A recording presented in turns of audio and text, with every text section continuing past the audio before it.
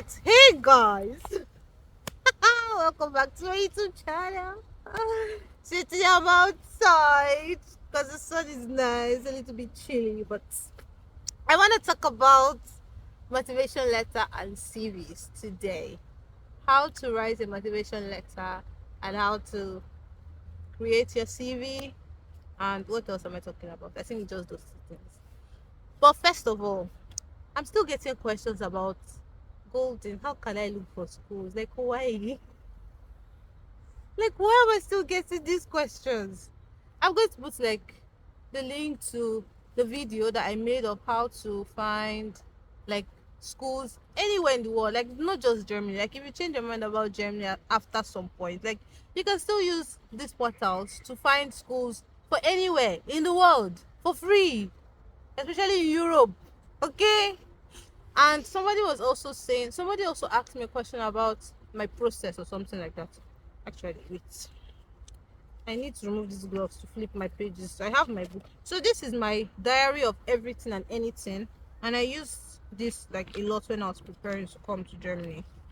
And I found a place. I thought I actually opened it. I found a place where I wrote like all the things that I did. Sorry. All the things that I did before I came to Germany. Like my step-by-step process.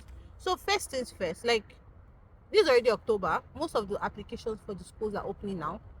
So you should definitely start searching, even if you're not going to apply this year. Like, I already knew the school I wanted to apply to like 4 years before the time, because I initially wanted to go to Norway. But then I realized that okay, that course I wanted to study in Norway was not what I actually wanted. And then immediately I found my school, Universität Bremen, this one. I found it in Germany. So even if you're not applying to schools like this year, next year, just know the school you want to go to. Like, it's very important. I can't find it anymore. I don't know why. But yeah, so find your schools. That's the first thing. Where is it? I found it. My process. I decided that I wanted to go to Germany. That was the first thing I decided. And then I looked for schools. And then I applied to Bremen. That's what I actually wrote here. And then I wrote my aptitude test because I found out that my school required aptitude test. So I just noted down that I had to write an aptitude test. And I noted the test date. And the mistake I made was that I booked my appointment date after I applied, right? And that's why I waited for 18 months. But then you don't have to do that. Somebody was asking if it's okay to book an appointment before you get an admission. Yes, you can do that because the German embassy knows that the waiting period is so long. Like, I helped somebody to book an appointment like a few days ago, and she booked the appointment for like 2027, right? So you can book your appointment. You just need your passport number and your desired resumption date. So just calculate your time. If you're, for example, now you're in 400 level, now you just resume 400 level this or final year of your bachelor's this semester. You have 1 year for your final year, you have 1 year for your national service, and then let's say you want to go to school, you want to go to school you want to go to school 2027, you can just pick your date. If you want to go to school 2028, you can also pick your date. If you want to go to school 2026, you can pick your date, but you most likely still wait at home because like the waiting period is over 2 years. Okay, enough talk. Search for schools on Masters Portal. I'll put the link as well in the description box. Go and watch that video. You guys stop asking me how to find schools. I've told you guys how to find schools. Now, how to write a motivation letter. I also have a breakdown. So I wrote 2 motivation letters, one to my school and one to the embassy. So I'll talk about the one to my school first. And even for the one to my school, I think I wrote this motivation letter when I wanted to apply to Norway, because I can see the course I wanted to apply to Norway is here. You can see it, but yeah. So the first thing I was also looking at scholarships in Erasmus and DAD. Well, I didn't find anything for my course because I was also going to write a motivation letter for the scholarship.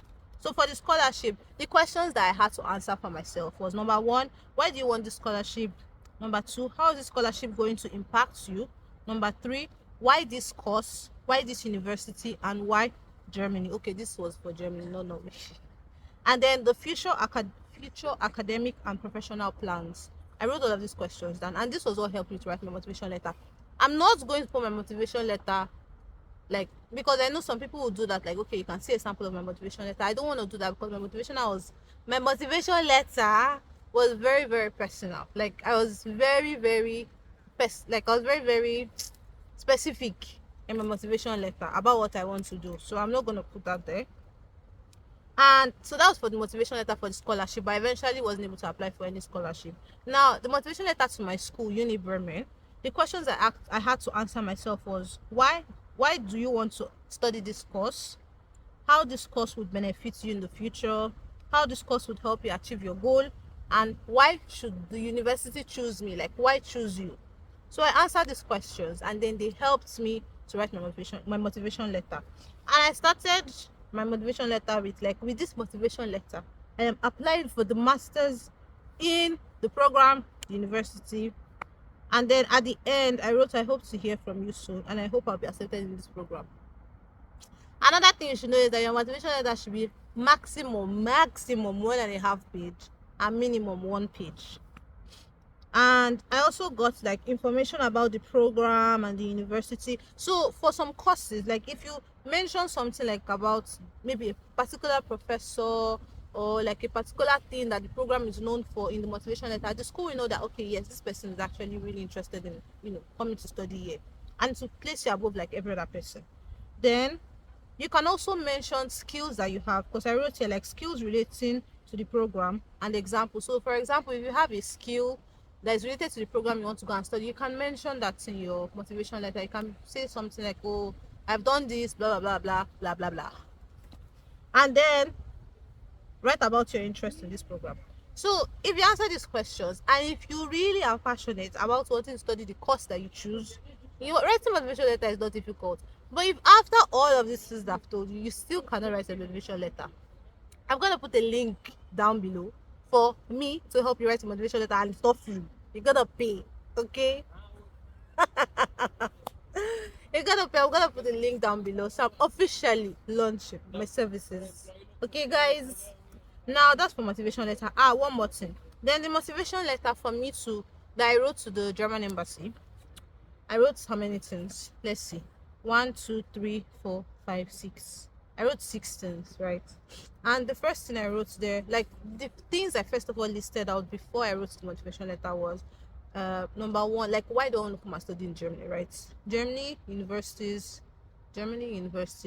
rank 100, rank among the top 100 globally, and the top 20 in Europe, and they have high quality education, like everybody knows that, and they have high quality living, and they have good healthcare system, and the country is really becoming like diverse. Yeah, I met somebody from Somalia, and I was just like, that's actually a country. Oh my god. So yeah, there's a lot of people from like different countries here, so it's becoming like really diverse. And then I wrote that it is the third most attractive country according to the OECD. What is OECD? OECD is the Organization for Economic Cooperation and Development. So it's the fast developing country. And then I also wrote that it gives like high quality education, excellent job prospects, and you can resume, either in the winter semester or the summer semester, depending on your course. Now, for the motivation letter I wrote to the embassy, I just wrote a little bit about the course I wanted to study, why I wanted to study the course, and then I wrote more about telling them that, oh, Germany is an amazing place, so I want to come and study there, blah blah blah blah blah blah. Your motivation letter for the embassy should not be more than 1 page. Like, nobody has time to read. The one for the school can be maximum 1.5 page, but the one for the embassy should just be 1 page. Period. Full stop. Okay? So I think that's all for the motivation letter. Then the other thing that I have here in my diary of anything and everything. No, I don't think there's anything else. Now let's talk about CV. First of all, you guys have to calm down. Like, you guys really have to calm down about this whole CV thing. I've been getting questions about Europa CV. Okay, so when a school asks you when they ask you for your documents, like, it's a lot, right? Like, so many people are applying, so many students are applying, you have like so many files to go through. For the CV, when they tell you make your CV in this format, it's because of the data analysis. Like, it's easy for them that way. So it's not like Of course you should do that, okay? But first of all, don't stress about it. Like, so many people are stressing about it in my DM, and I'm just there like, oh my god. I've gotten like so many funny questions about the CV. So first things first, like, don't stress about the CV.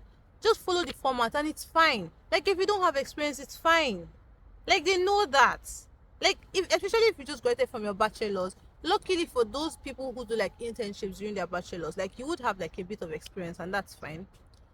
Your service here as well can also serve as a bit of experience. Like, you can also add that to your CV. But don't stress about it. Like, your CV is not what is going to make them say, okay, this person has, or this person would get this admission. No, it's just like one tiny part of it.